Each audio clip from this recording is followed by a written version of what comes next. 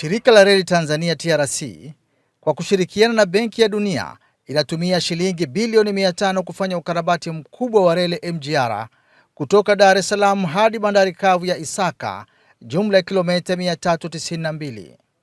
Reli ya paundi 60 ambazo ni za zamani zinatolewa na kuwekwa reli ya paundi 80.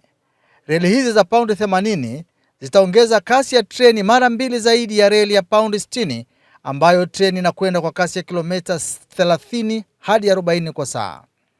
Baada ya mabadiliko hayo, treni itakwenda kwa kasi ya kilomita 70 kwa saa.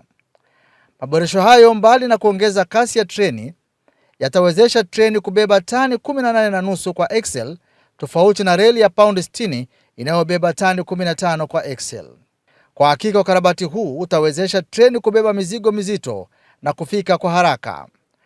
Kwa sasa treni inavuta mabehewa 20, baada ya ukarabati treni itavuta mabehewa 40. Ili kuhakikisha treni zinapishana vizuri, njia za kupishana kwa sasa zina urefu wa mita 400, zitaongezwa na kuwa mita 650.